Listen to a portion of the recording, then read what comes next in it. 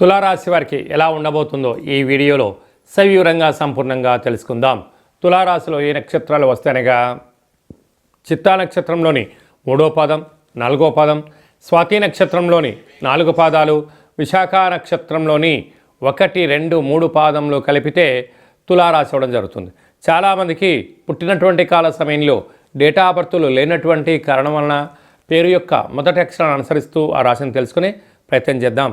రా, రీ, శ్రీ, రు, రే, రో, తా, తి, తు, తే అక్షరాల వారందరూ తులారాశి జాతకులే. తులారాశి యొక్క అధిపతి శుక్ర భగవానుడు.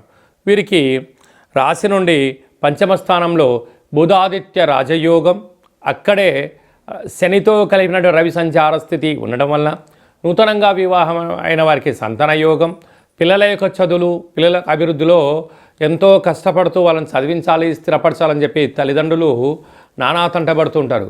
కానీ పిల్లలు ఆ పరిస్థితి అర్థం చేసుకోకుండా ఇది నీ బాధ్యత, ఎవరు చేయమన్నారు, నా అవసరం ఇలా ఉంది, నువ్వు తప్పక నాకు ఖర్చు పెట్టి తీరాల్సిందే అని చెప్పి పిల్లలు మూర్ఖత్వంగా ప్రవర్తించడం, తల్లిదండ్రుల నుంచి ఆస్తి తీసేసుకోవాలని చెప్పి ఆలోచనలో ఉంటుంటారు.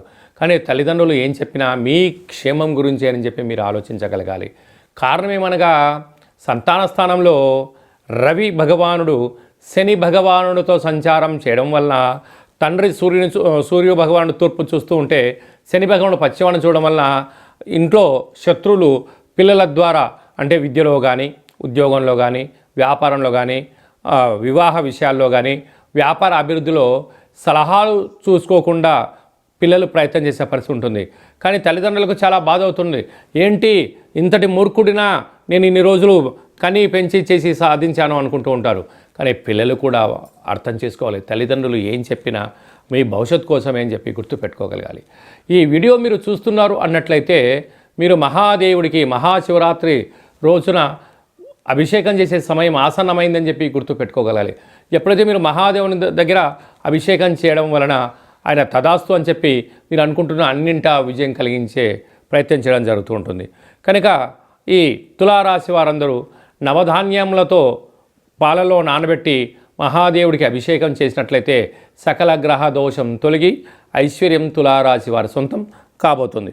సంతాన స్థానంలో శుక్ర రాహుల సంచార స్థితి ఉండడం వలన పిల్లల యొక్క అభివృద్ధి, పిల్లల యొక్క పరిస్థితిని తల్లిదండ్రులను గమనించాలి. ఈ పిల్లలు కూడా తల్లిదండ్రుల యొక్క మనోభావం అర్థం చేసుకోగలిగితే చాలా మంచి కాలం ఉంటుందని చెప్పి గుర్తుపెట్టుకోగలగాలి. అష్టమంలో దేవగురు బృహస్పతి వక్రగమన సంచార స్థితి ఉండడం వలన విద్య, ఉద్యోగ, విదేశాన ప్రయాణాలలో స్వల్పమైన ఆటంకాలు ఉండినను అంతిమమైన విజయం తులారాశి వారి సొంతం. అలాగే భాగ్యస్థానంలో కుజుడు సంచారం చేయడం వలన భార్యాభర్తల మధ్య స్వల్పమైన విభేదాలు ఉండినను ఒకరినొకరు అర్థం చేసుకునే ప్రయత్నం చేయండి. అప్పులు ఇచ్చి పుచ్చుకునే వ్యవహారంలో తగు జాగ్రత్తలు తీసుకోండి. క్రయ విక్రయాలు అంతగా యోగించమని చెప్పి కూడా గుర్తుపెట్టుకోవాలి. షేర్ల బిజినెస్లు కానీ, స్వయం వృత్తులు కానీ, సేవారంగాలు, వ్యాపారాలు, సాఫ్ట్వేర్, హార్డ్వేర్ ఉద్యోగస్తులు, సినిమాలు, యూట్యూబ్, వాట్సాప్, ఫేస్బుక్, క్రియేటివిటీ రంగాలుగా ఉండబడిన వారందరికీ స్వయం కృషి, పట్టుదల, ఆపై భగవంతుడు ఆశీస్సుల చేత ఉన్నతమైన విజయం తులారాశి వారి సొంతం కాబోతుందని చెప్పి గుర్తుపెట్టుకోగలగాలి.